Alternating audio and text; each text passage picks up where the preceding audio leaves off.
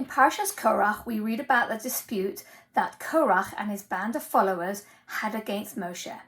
In Bamidbar, Tes Zayin, Posuk Gimel, we read, Vayikalu al Moshe v'al Aaron, and they gathered against Moshe v'Aaron.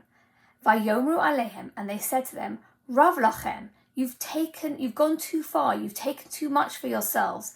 Ki kol ha'eda kulom kadoshim, because the whole congregation, we're all holy, uvesocham Hashem, and Hashem is in our midst. Umadua tisnasu al kal Hashem, why have you raised yourself up above the Lord's congregation? The Malbim asks a question on the word vayikalu, they gathered. What is this gathering? Who gathered? And basically, there were lots of different people who gathered against Moshe. Were these people in fact gathered? The Malbim tells us as follows in Posuk Tes Zayin Gimel. Hinei lefi zeh kol adas Korach hayu misnagdim zeh lo zeh. The whole of the congregation who gathered with Korach against Moshe and Aaron, they opposed each other. So for example, you have Dosan and Aviram, who were from the tribe of Reuven, and they felt that as Reuven was the firstborn tribe, they should be entitled to positions of leadership before the tribe of Levi. The 250 men opposed Dosan and Aviram as they felt that they were firstborns of their own family, or perhaps they were the Nasiim. Each group had their own conflicting reason. Why does it say Nikhalu, that they gathered together? The Malbim tells us, Shenikhalu bazeh bameh shekulam hayu cholkim al Moshe v'Aaron. They were united in as much that they all disputed the Levim being given the kahuna, and they joined forces together against Moshe and Aaron. In Pirkei Avos, Perek Hey, Mishnah Yud Zayin, we read, Kol machlokes shehi l'shem shamayim sofo l'skayim. Any dispute that's for the sake of heaven, for the right reasons, it will end well. V'she'eno l'shem shamayim ein sofo l'skayim. If there's a dispute that is not for the right reasons, it's not l'shem shamayim, it's not for the sake of heaven, it will not end well.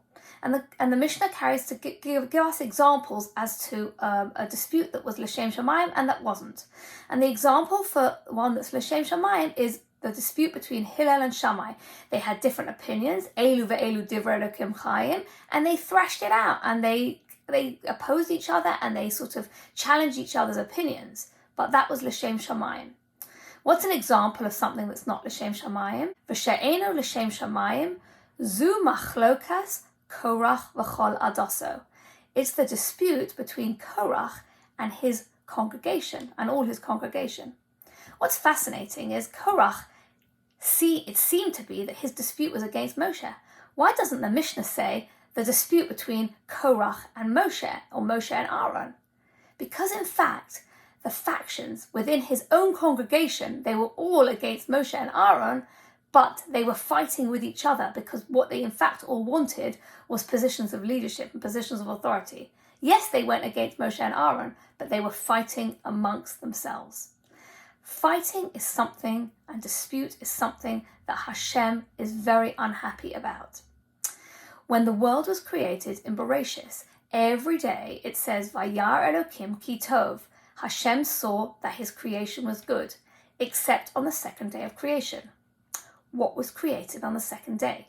In Bereshis Perek Aleph Posuk Vav we read, Vayomer Elokim yehi rakia b'soch hamayim. Hashem said, let there be a sky or an expanse in the midst of the water.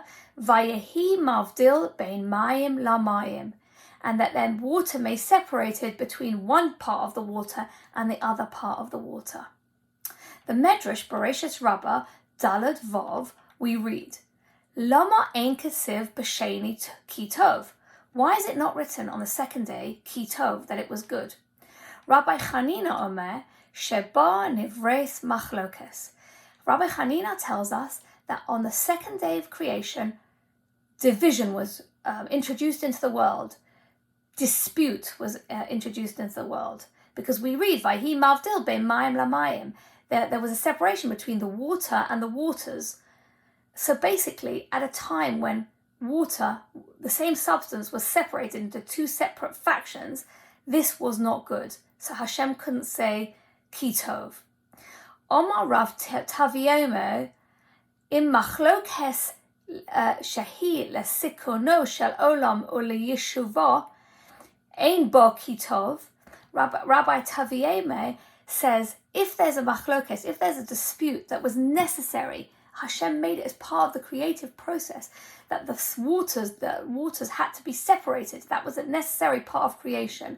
And Hashem couldn't say ki tov at the end of that because he was upset that one entity was split up and, so to speak, had a metaphorical dispute.